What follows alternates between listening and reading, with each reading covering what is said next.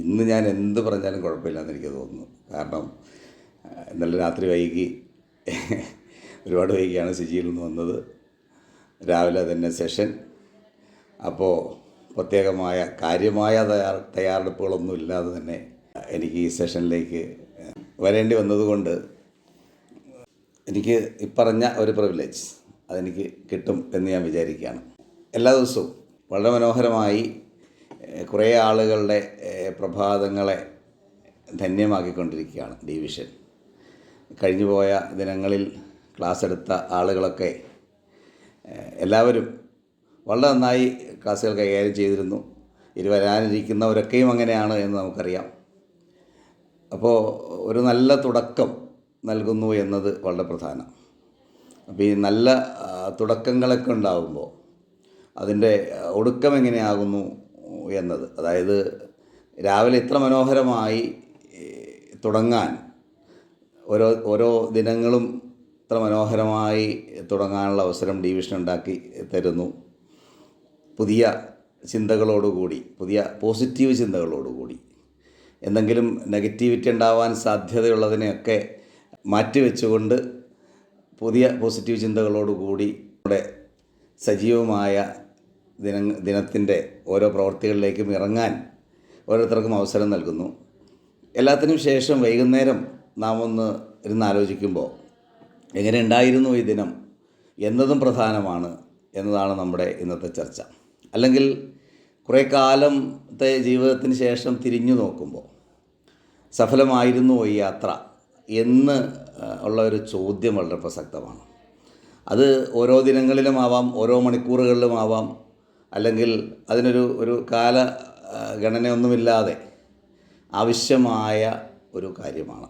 പ്രത്യേകിച്ച് എല്ലാം മാറിമറിയുന്ന ഒരു കാലത്ത്, എല്ലാവരും തിരക്കിലാവുന്ന ഒരു കാലത്ത്, എല്ലാവർക്കും ജീവിതത്തിൻ്റെ തിരക്കുകൾ ഇങ്ങനെ വർദ്ധിച്ചുകൊണ്ടിരിക്കുമ്പോൾ, യഥാർത്ഥത്തിൽ കമ്മ്യൂണിക്കേഷന് വേണ്ടിയിട്ടുള്ള സാധ്യതകളൊക്കെ വർദ്ധിച്ചുകൊണ്ടിരിക്കുമ്പോൾ വേണ്ട ആളുകളുമായി കമ്മ്യൂണിക്കേഷൻ സാധ്യമാകാതെ, അല്ലെങ്കിൽ അതിന് സമയമില്ലാത്ത വിധത്തിൽ എവിടെയൊക്കെയോ കമ്മ്യൂണിക്കേറ്റ് ചെയ്തുകൊണ്ടിരിക്കുന്ന പുതിയ കാലത്ത് ജീവിതത്തിന് വേണ്ടി ഇങ്ങനെ തിരക്കിട്ട് ഓടിക്കൊണ്ടിരിക്കുമ്പോൾ ഓരോ ദിനങ്ങളിലും സഫലമായിരുന്നുവോ ഈ ദിനം എന്ന് ഒരു ചിന്ത അനിവാര്യമാണ് എന്ന ചിന്തയിൽ നിന്നാണ് ഇത്തരമൊരു ടോപ്പിക്ക് സംസാരിക്കാമെന്ന് തീരുമാനിച്ചത്. ഇപ്പോൾ ഫെമിനാമ്മ ഇവിടെ പറഞ്ഞതുപോലെ സഫലമീ യാത്ര എന്ന് പറയുമ്പോൾ എൻ കക്കാടിൻ്റെ പ്രസിദ്ധമായ കവിതയാണ് ആളുകളുടെ മനസ്സിലേക്ക് വരുന്നതെന്ന് പറഞ്ഞു. തീർച്ചയായും നമ്മുടെ ചർച്ചയിൽ സഫലമീ യാത്ര എന്ന എൻ കക്കാടിൻ്റെ ആ ഒരു കവിതയും ഇവിടെ നമ്മൾ പരാമർശിക്കുന്നുണ്ട്. മരണക്കിടക്കയിൽ കിടന്നുകൊണ്ട് ജീവിതം ഇങ്ങനെ എല്ലാവരും വിഷമിച്ച് നിൽക്കുന്ന സമയത്ത് ജീവിതത്തെ മനോഹരമായി അവതരിപ്പിക്കുന്ന ഒരു കവിതയാണ് എൻ കക്കാടിൻ്റെ കവിത എന്ന് നമുക്കറിയാം. മറുവശത്ത് വളരെ ചെറിയ കാരണങ്ങൾ കൊണ്ട് തന്നെ ജീവിതത്തോട് വിരക്തി തോന്നി ഇവിടെ നിന്ന് സ്വയം ജീവിതത്തിൽ നിന്ന് ഒളിച്ചോടുന്ന മറ്റൊരു കവി, അദ്ദേഹവും അദ്ദേഹത്തിൻ്റെ മരണത്തിന് മുമ്പായി എഴുതിയ ഒരു കവിതയുണ്ട്. ഞാൻ സമയത്തിൻ്റെ കുറവ് കൊണ്ട് വളരെ ചുരുക്കുകയാണ് ഈ പറയുന്ന കാര്യങ്ങൾ. ഇടപ്പള്ളി രാഘവൻ പിള്ളയെ ചങ്ങമ്പുഴയ്ക്കൊപ്പം ഈ കാൽപ്പനിക കവിതകളുടെ കാര്യത്തിൽ ചങ്ങമ്പുഴയ്ക്ക് ഒപ്പം തോളോട് തോൾ ചേർന്ന് നിന്നിരുന്ന അത്രമാത്രം മനോഹരമായ കാൽപ്പനിക കവിതകൾ മലയാളത്തിന് സമ്മാനിച്ച കവിയായിരുന്നു ഇടപ്പള്ളി. പക്ഷേ അദ്ദേഹം ഒരു പ്രേമനൈരാശ്യത്തിൽപ്പെട്ട് 27 വയസ്സിൽ, അതാണ് പ്രധാനം, 27 വയസ്സിനുള്ളിൽ ധാരാളം മനോഹരമായ കവിതകൾ എഴുതി വച്ചിട്ട് അദ്ദേഹം ഈ ലോകത്തോട് വിട പറയുമ്പോൾ അദ്ദേഹം എഴുതിയ കവിതയുടെ പേര് മണിമുഴക്കം എന്നാണ്. അതിലദ്ദേഹം വളരെ ഇപ്പോൾ നാം സംസാരിക്കുന്ന ജീവിതത്തിൻ്റെ സാഫല്യം, എന്താണ് ജീവിതത്തിൻ്റെ സാഫല്യം എന്നൊക്കെ ഉള്ള ചർച്ചകളുടെ പോസിറ്റീവ് ചിന്തകൾക്ക് വിരുദ്ധം എന്ന് പറയാവുന്ന, അതിനുദാഹരണമായി ചൂണ്ടിക്കാണിക്കാവുന്ന ഒരു കാര്യമായതുകൊണ്ടാണ് ഞാനത് ഒന്ന് പരാമർശിക്കണമെന്ന് വിചാരിച്ചത്. അപ്പോൾ 2 ദിവസം ഇന്നലെയും ഇന്നുമായി സിജിയിലാണ്. മിനിയാന്ന് മുതൽ ആളുകൾ പുറപ്പെട്ടു തുടങ്ങി. ഒരു ദിവസം മുഴുവൻ സിജിയിൽ ചിലവഴിക്കുന്നു. കുറേ നമ്മൾ പഴയ സൗഹൃദങ്ങളൊക്കെ പുതുക്കുന്നു. കുറേ സമയം ഇരുന്ന് പ്രോഗ്രാമുകളിൽ പങ്കെടുക്കുന്നു. അതിനുശേഷം വൈകുന്നേരം കുറേ ആളുകൾക്ക് വീട്ടിൽ പോകാൻ കഴിയുന്നെങ്കിലും പലർക്കും, ഞങ്ങളെപ്പോലുള്ളവർക്കൊക്കെ വീട്ടിൽ പോകാൻ കഴിയുന്നില്ല.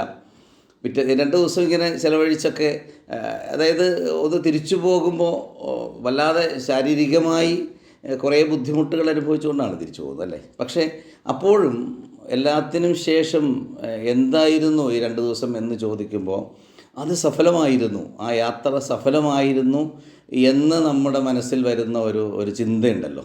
ആ ഇമ്പാക്റ്റാണ് ശരിക്കും ജീവിതത്തെ സഫലമാക്കുന്നത്.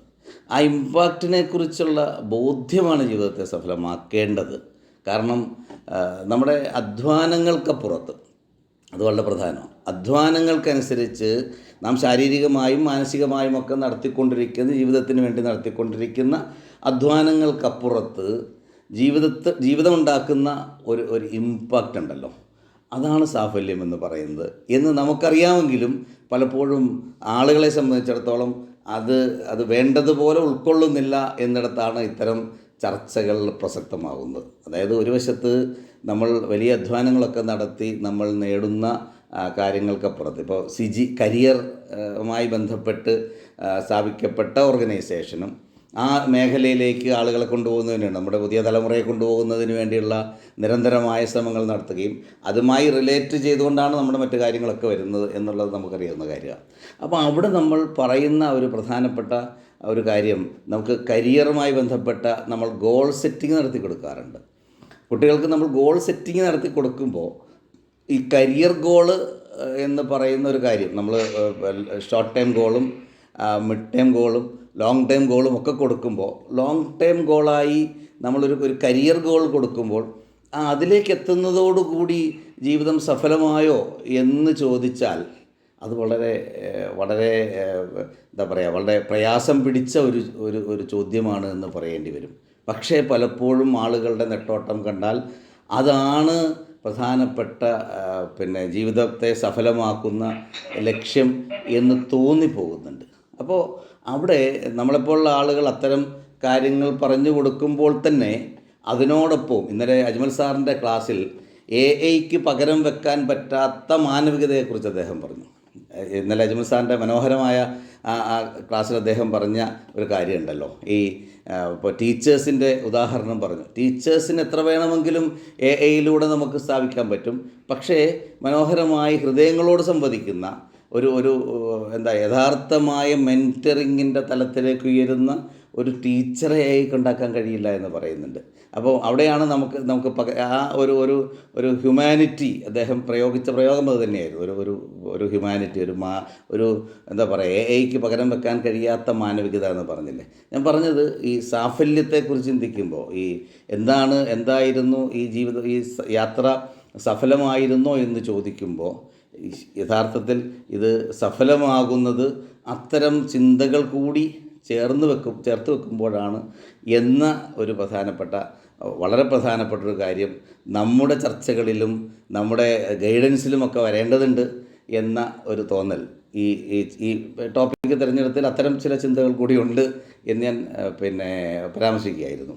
ഞാൻ പറഞ്ഞത്, അപ്പോൾ ഒരു വശത്ത് നമ്മുടെ ഈ പ്രവർത്തനങ്ങൾ, ഈ പ്രയത്നങ്ങളൊക്കെ പ്രയത്നങ്ങളൊന്നുമല്ല, അതിനുമപ്പുറത്താണ് അതുണ്ടാക്കുന്ന ഇമ്പാക്റ്റാണ് ജീവിതത്തിൻ്റെ സാഫല്യം എന്ന് പറയുമ്പോൾ, മറുവശത്ത് ഈ പ്രയത്നങ്ങളൊക്കെയും ഉദ്ദേശിക്കുന്ന, അതായത് ഈ ഉദ്ദേശം എന്ന് ഞാൻ പറയുന്നത് ആളുകൾ ജീവിതത്തിൻ്റെ വിജയമായി കാണുന്ന സോക്കോൾഡ് കാര്യങ്ങളുണ്ടല്ലോ, അതൊക്കെ അച്ചീവ് ചെയ്യാൻ കഴിയുന്നില്ല എന്നതുകൊണ്ട് ജീവിതം സഫലമല്ലാതാകുന്നുണ്ടോ എന്നൊരു ചോദ്യവും കൂടെയുണ്ട്.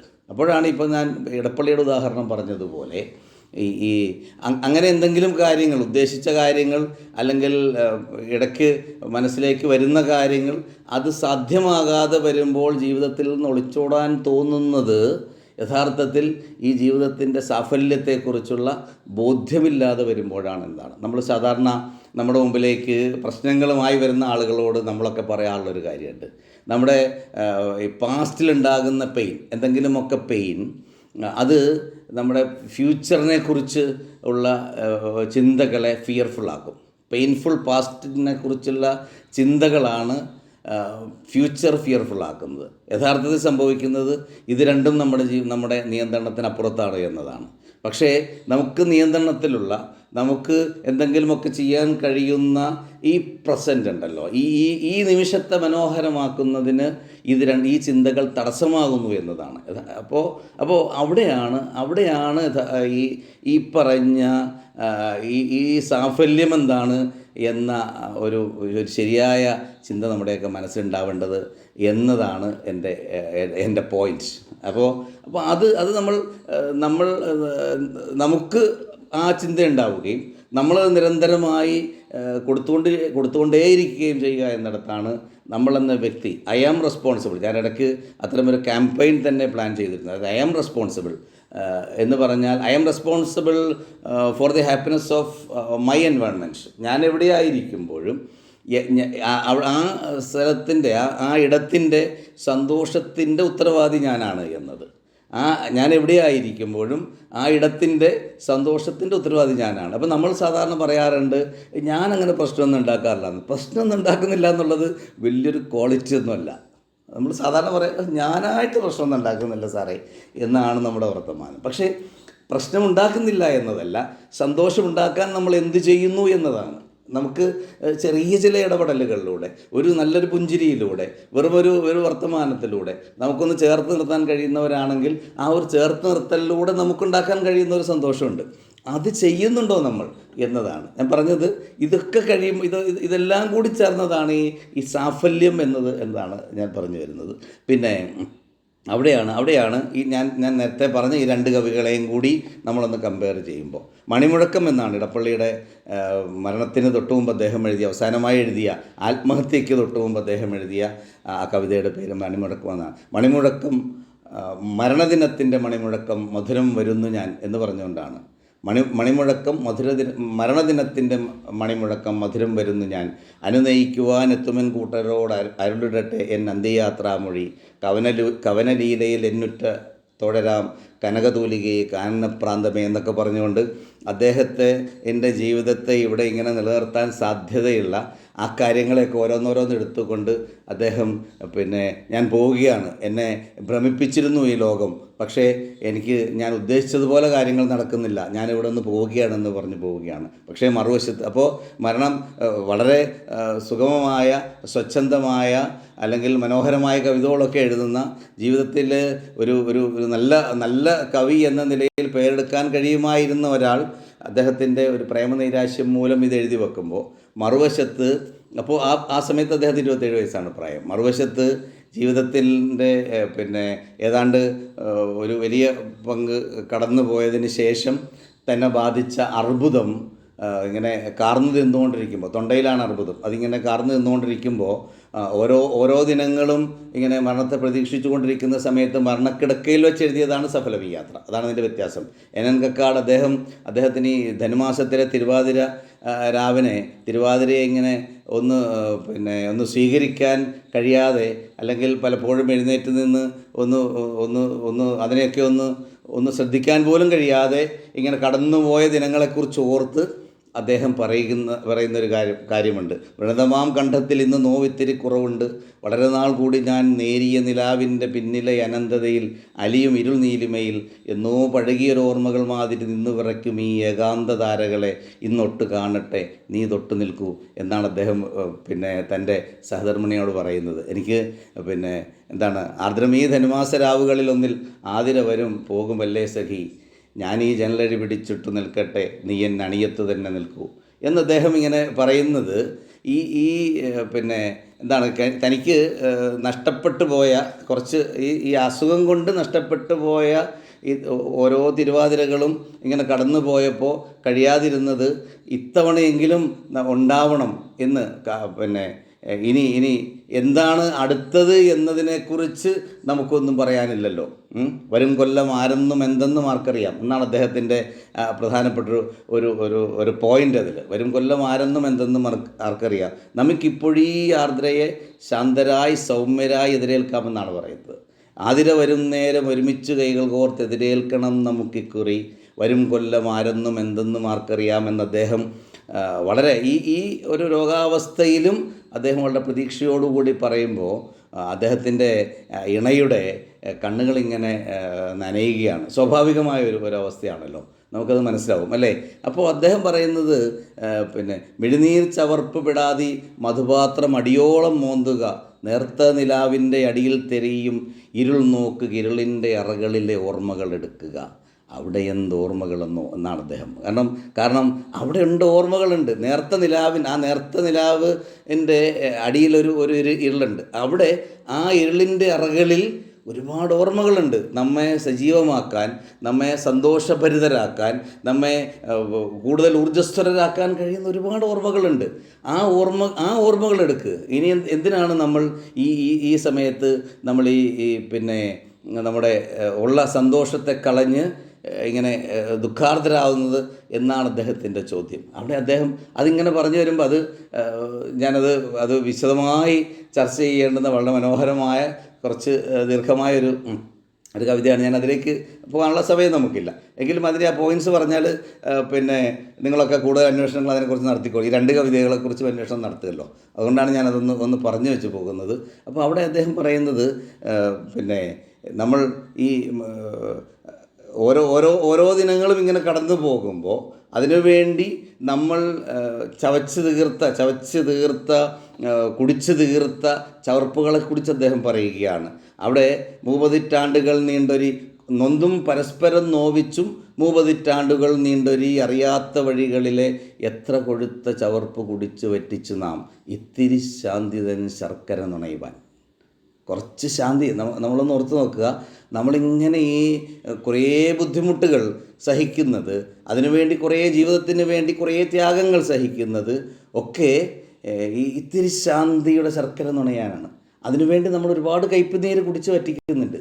പക്ഷേ അതെല്ലാം ചെയ്തതിന് ശേഷവും നമുക്ക് ജീവിതം സഫലമല്ല എന്ന് വന്നാൽ, അങ്ങനെ തോന്നിയാൽ പിന്നെ നാം ഈ ജീവിതത്തിൽ നടത്തിക്കൊണ്ടിരിക്കുന്ന ഈ അധ്വാനങ്ങൾക്ക് ഒന്നിനും ഫലമില്ലാതായി പോകുന്ന ഒരവസ്ഥയുണ്ടാകുന്നു എന്നതാണ്. അപ്പോൾ അവിടെ ആ നിമിഷങ്ങളെ നമുക്ക് ലഭിച്ചിരിക്കുന്ന നിമിഷങ്ങളെ സജീവമാക്കാൻ തീർച്ചയായും ഓർമ്മകൾ, മനോഹരമായ ഓർമ്മകളെ ടൂളാക്കുക എന്നാണ് അദ്ദേഹം അതിലേക്ക് പിന്നെ അതിനോട് ചേർത്ത് വെക്കുന്നത്. അദ്ദേഹത്തെ എനിക്ക് തോന്നുന്ന ആ കവിത എടുത്ത് ഒന്ന് ആലോചിക്കുമ്പോൾ ഇതാണ് അതിൻ്റെ ഒരു പ്രധാന തീമായി എനിക്ക് തോന്നിയത്. നമുക്കൊക്കെ ഉള്ള ജീവിതാനുഭവങ്ങളിലൂടെ നമ്മൾ കടന്നു പോകുമ്പോൾ അവിടെയൊക്കെയുള്ള ആ ഒരു മനോഹരമായ ഓർമ്മകളെ നാം ഒന്നെടുക്കുക. പക്ഷെ അതിന് പകരം നേരത്തെ പറഞ്ഞതുപോലെ ഈ പെയിൻഫുൾ പാസ്റ്റാണ് ആളുകളുടെ ചിന്തയിലേക്ക് വരുന്നത്. പെയിൻഫുൾ പാസ്റ്റ് വന്നിട്ട് നമ്മുടെ ഈ സമയത്തെ, ഈ നിമിഷത്തെ ബുദ്ധിമുട്ടിക്കുമ്പോൾ തീർച്ചയായും ഈ നിമിഷം കൂടി നമുക്ക് ആസ്വദിക്കാൻ കഴിയാതെ പോകുന്നു എന്നതാണ്. അപ്പോൾ അവിടെ ഈ പ്രസൻറ്റിനെ, ഈ വർത്തമാനകാലത്തെ, ഈ നിമിഷത്തെ അങ്ങനെ തന്നെ പറയണം. കാരണം ഈ നിമിഷം, തൊട്ടടുത്ത നിമിഷം ഇത് പാസ്റ്റായി പോകുമല്ലോ.